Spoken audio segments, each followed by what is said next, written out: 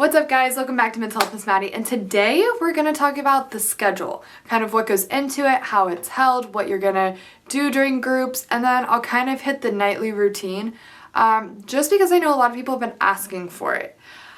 So let's start when you wake up. We wake you guys up around 8:30 to 9. Sometimes it's a little bit later. If breakfast is super far behind, we're not going to make you get up and just wait on it. So let's say breakfast gets there around 8:30. We'll wake you guys up. I always have you do hygiene first. While I'm setting up breakfast, you guys sit on the couch, and then, you go to the tables and you eat. I usually sit down with you guys. A lot of us like to just kind of talk to you during that time. Kind of a free period to hear how you guys slept, how you're feeling, just to learn more about you. Then, also this pertains to our hospital.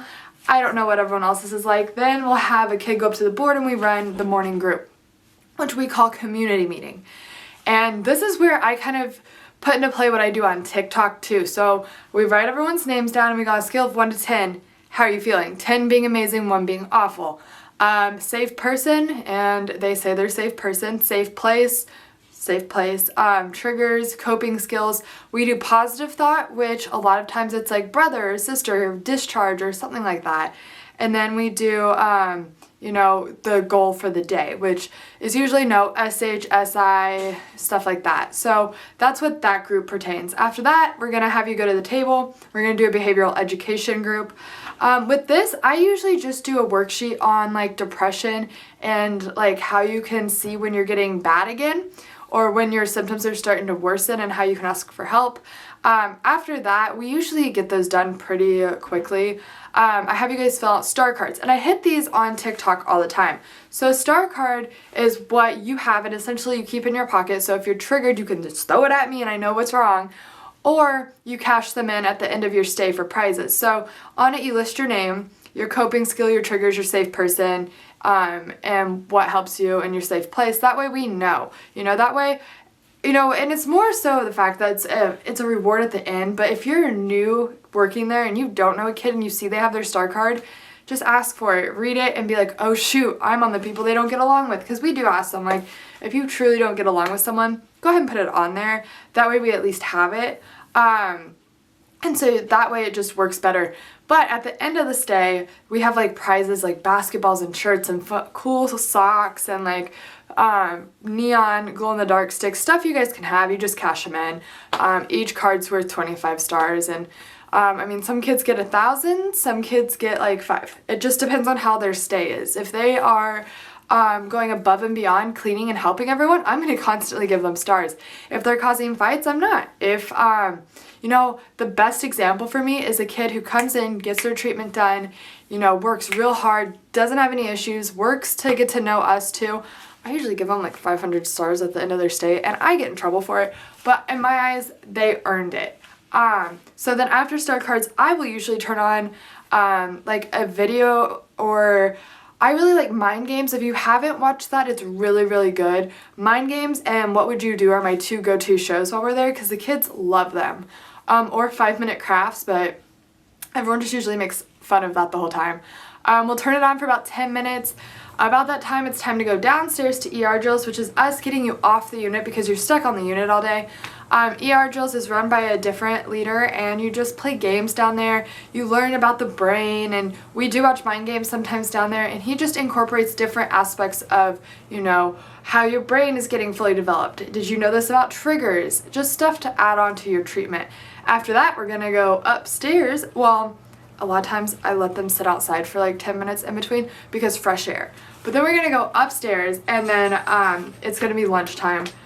So you'll eat lunch. We usually eat lunch with you guys. A lot of kids don't like the food and everything, and that will be in another video, is the food and what happens if you don't eat and stuff like that. Go upstairs, we'll eat, and then after lunch, I usually have you guys help clean up the unit just a little bit. Then we have talk therapy. Talk therapist comes in, and she will just go over, like some different coping skills, how you can express your feelings, and just play games on how to interact with you guys. After that, we will do like art and journaling. I like to turn on Khalid. He's my go-to artist. His teen album is fabulous. turn him on, and I give you guys some paint or journaling topics. If we do have a really, really hard group of kids that are very, very, very aggressive, at this time I usually turn on a movie and write journaling topics on the board, not as a reward, but as a, we're either short-staffed or like there's been so many fights, we can't keep getting up and doing groups.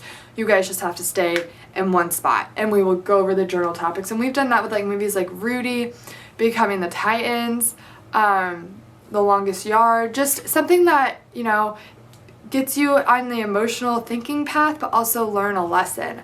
After that, we'll do a couple more groups, like check-ins, and just see how you're doing. We're gonna go outside or in the gym. I tend to prefer to go outside. It is completely fenced in, so you guys can't and run. But just the fresh air usually helps me on a regular day. I prefer to go out there unless it's like cold or rainy or something, because the gym is really gloomy and dark in my opinion, and it's not my favorite place to go. So I tend to not want to go in there. But I'll tell you, like there was a group of kids I absolutely loved, and they were there for a month. They were all extended stay, and for a solid month, every single day we had a volleyball tournament, like a full-on volleyball tournament going on, because they loved volleyball. That was probably my favorite group of kids, only because, I know we can't say that, but only because we got them out there and playing, and like, it was just an interaction, and you know, they didn't get along on the unit well at all. But in the gym, it was so much fun seeing the team and the teamwork and everything. It was my favorite. But anyway, after that, we're going to go back upstairs, do a couple more groups. We usually get to pick these groups, and then you go back downstairs for another ER drills, to go back upstairs for dinner. After dinner, you'll start the nightly routine, because then this is when your night shift and day shift staff switch. I tend to have, you know, everything pretty organized for both sides whenever the day shifts come in or the night shifts, because I've helped out on both before. But when the day shift gets done, you know, you guys will eat dinner and we have you do chores. You either, you know, help me sweep, help me wipe down tables, help me, you know, it's not like hard chores, but we do expect you guys to help keep your unit clean. So you'll help with that. While you're doing that, I usually lay out everything you need for like showers and stuff, everything that you could possibly need. I try to help as much as I can for both sides. That way their transition's pretty smooth. So then while you guys are doing that, we'll go over stars, and like a lot of times the kids will ask staff like, hey, can I count my stars, because they want to know how many they have.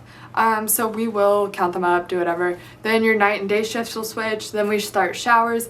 We only let you guys shower from 7 to 8, and here's why. We don't want the showers open because we are high risk, so we need someone standing right outside the door while you're in the shower. You know, you see people go, hey, you good? Yeah, I'm good. Okay, that's all. We're not going to go in there. But also, you have to understand, like, since it is high risk, it's safety. However, I have said this in a TikTok, if you are on your period and you need to shower, don't announce it.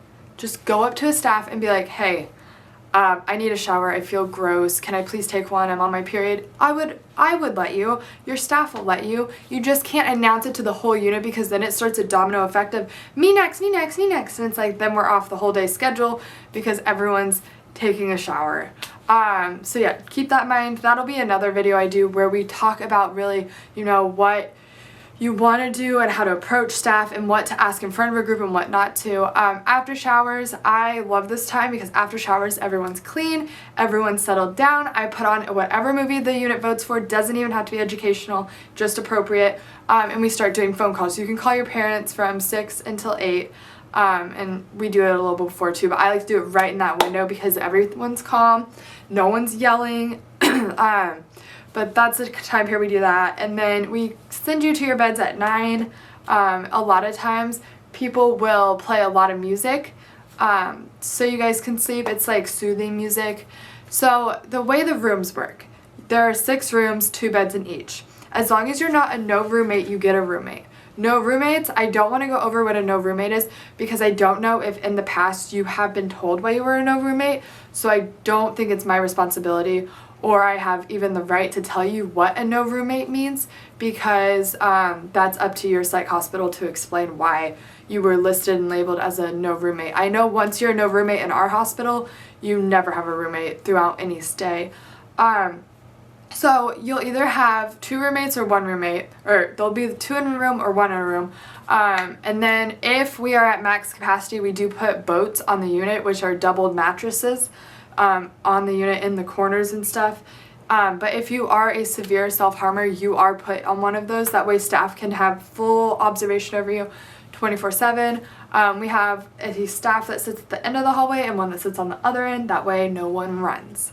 But yeah, that's kind of like a fast bit of what your daily schedule is going to be like. I could go back and go more in depth, but I feel like you just walking in and knowing kind of how it flows would help you. Each place is going to be different. You know, this is just based on my place. You know, some places might have a more intensive program where some are more laid back. Each place is going to be different, and that's totally fine. But when you look at each program, you just need to do what's best for you. So I hope you guys enjoy this series. The next one will drop, I want to say Sunday, but we'll see because I'm in LA, but it should drop Sunday night at 7 too. I love you guys. Thank you for everything. Don't forget to follow my TikTok, my YouTube, everything. My merch links down in the bio, meet and greets and bracelets, and the collab with Eric is also down there. Remember, it might be a bad day, month, or year, but it is not a bad life. I'll see you guys next time.